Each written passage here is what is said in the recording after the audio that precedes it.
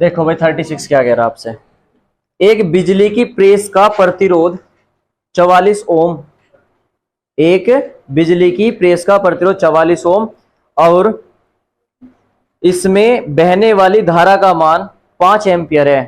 Press की सामर्थ्य ज्ञात कीजिए। दोबारा समझ लेंगे। एक बिजली की प्रेस का प्रतिरोध, इट मींस आर, आर कितना दे दिया आपको 44 ओम। बड़े आसान आसान क्वेश्चन है। तथा इसमें बहने वाली धारा का मान आई, आई कितना हो गया 5 एम्पियर है, 5 एम्पियर है। प्रेस की सामर्थ्य ज्ञात कीजिए। सामर्थ्य जो होती है वो होती है हमारी शक्ति, शक्ति को बोलते हैं सामर्थ्य। इट मींस आपको क्या निकालना है, पी निकालना। सही है। अब रिलेशन यहाँ पी वी और आई में तो नहीं लिखवाया हमने भी, लेकिन बना तो सकते हैं हम। पी का फॉर्मूला लगा के हमें पता है कि पी इक्वल टू क्या होता है वी इंटू में आई, ये तो पता आपको। पी इक्वल टू क्या होता है we into I.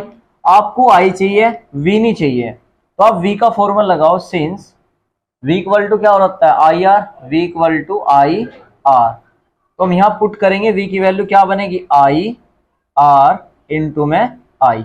I into आई क्या बन जाएगा आई स्क्वायर आर, और ये आ गया पी का फॉर्मूला। यहाँ आई, आई की वैल्यू कितनी है स्क्वायर, तो 5 इंटू 5। आर की वैल्यू कितनी है 44, 5 पंजे 25, 25 और मल्टीप्लाई कर दोगे 44 की, तो कितना आ जाएगा, मल्टीप्लाई करना और कितनी आ जाएगी इसकी यूनिट, वाट आएगी। यूनिट क्या आएगी इसकी वाट। शक्ति की मात्रा क्या होता है वाट। सही है, क्लियर है यहां तक।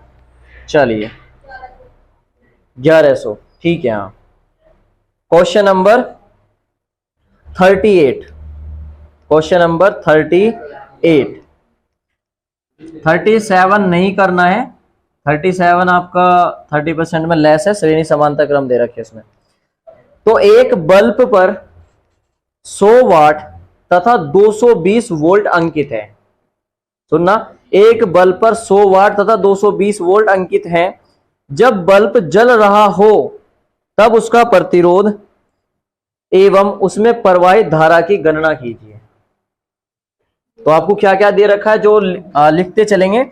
एक बल्ब पर 100 वाट, वाट क्या होती है शक्ति, यानी कि P इक्वल टू कितना दे दिया 100 वाट।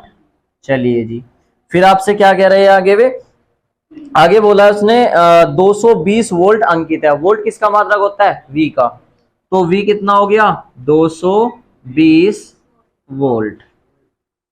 सही है यहां तक। आगे, जब बल्ब जल रहा है तब उसका प्रतिरोध एवं प्रवाहित धारा की गणना कीजिए। इट मींस आपको पहले पार्ट में क्या निकालना R फाइंड करना है और दूसरे पार्ट में क्या फाइंड करना I फाइंड करना है। बताओ यहां तक क्वेश्चन समझ में आ गया क्या। क्वेश्चन को जो जो दे रखा उसे बोर्ड पे लिखते चलेंगे हम, ठीक है। हमें P दे रखा 100 वाट, V दे रखा 220 वोल्ट, आपको R फाइंड करना। तो या तो आप एक काम करें पहले I निकाल ले, ठीक है, या फिर P equal to V into क्या होता है I होता है। तो देखो सिंस आपको R और रिलेशन चाहिए I इसमें, तो P इक्वल टू लगाएंगे आप, P equal to V into में I। सही है। अब यहां से I निकालोगे तो I इक्वल टू बन जाएगा P अपोन में V।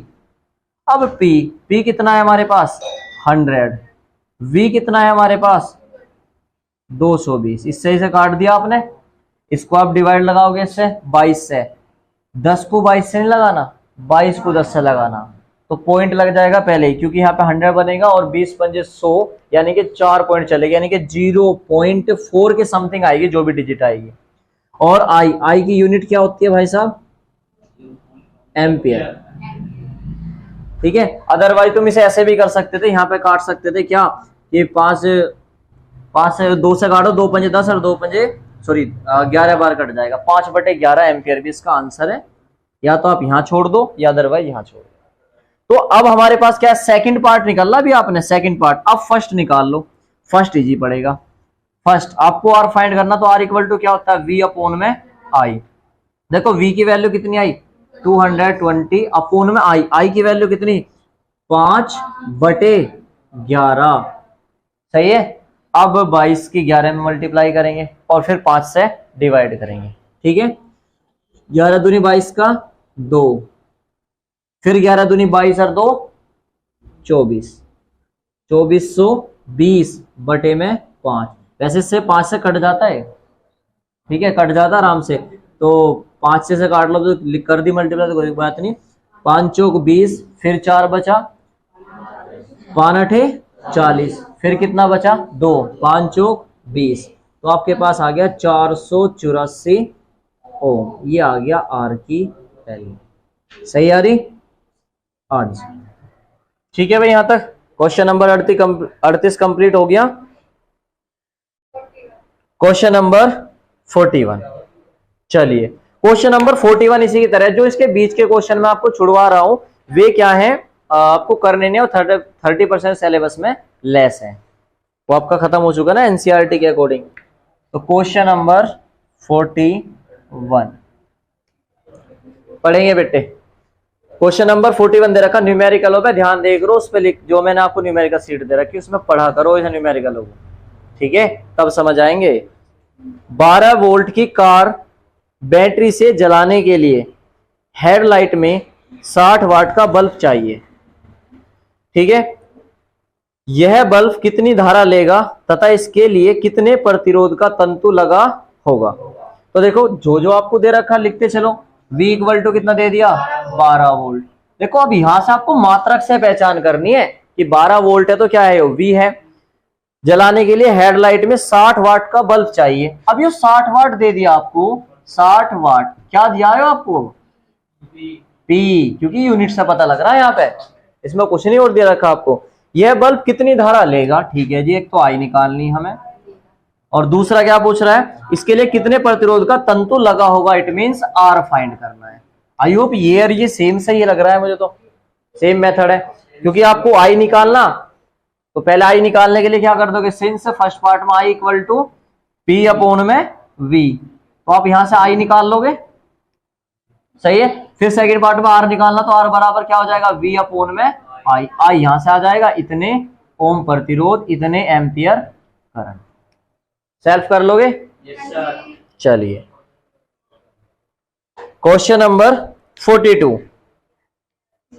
देखो, एक वैद्युत बल्ब पर 100 वाट, इट मींस आपको दे दिया शक्ति यानी कि P, तथा 220 वोल्ट लिखा है, V की वैल्यू दे दी।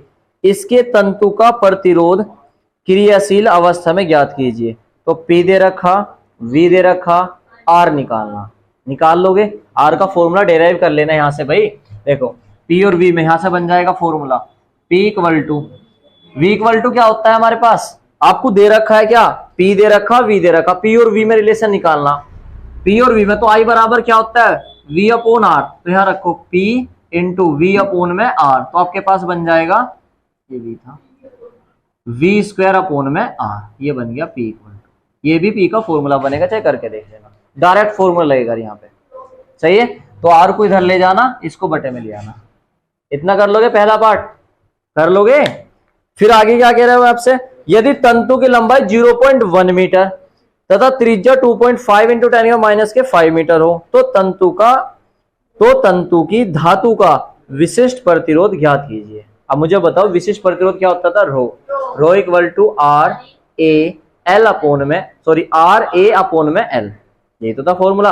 अब यहां पर एक बात बताइए आप मुझे, L भी दे रखा है, R दे रखा A निकालने को, और R यहां से निकाल लोगे, प्रतिरोध वाला R यहां से निकाल लोगे, क्षेत्रफल निकालने के लिए स्मॉल r दे रखा। चलो ज्यादा कंफ्यूजन हो, मैं बता दूं, थोड़ा सा कंफ्यूजन में बहुत आ जाओ तुम तो। वैद्युत बल्ब पर 100 वाट लिखा हुआ, तो P इक्वल टू कितना हो गया बेटे, 100 वाट। फिर आपके दे रखा 220 वोल्ट लिखा हुआ, V इक्वल टू 220 वोल्ट।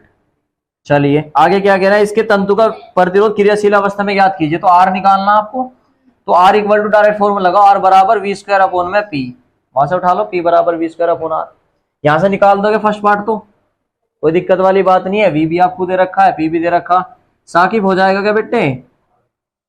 अब आगे क्या कह रहे हैं आपसे, यदि तंतु की लंबाई, इट मींस L कितना दे दिया 0.1 मीटर, और त्रिज्या it means R equal to दे दिया 2.5 इंटू 10⁻⁵ मीटर, तो तंतु की धातु का विशिष्ट प्रतिरोध निकालना है। विशिष्ट प्रतिरोध होता है रो।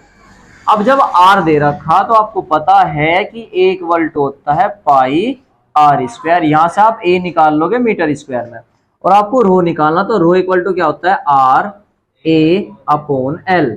भाई साहब आर आप यहां से निकाल लोगे, ए ये निकल जाएगा, एल ये दे रखा, और इसकी यूनिट आ जाएगी ओम मीटर। बताओ कर लोगे क्या? कैलकुलेशन रहेगी, बस इतना तो कर ही सकते हो आप लोग। ठीक है, कर लीजिए इसे नोट यहां तक।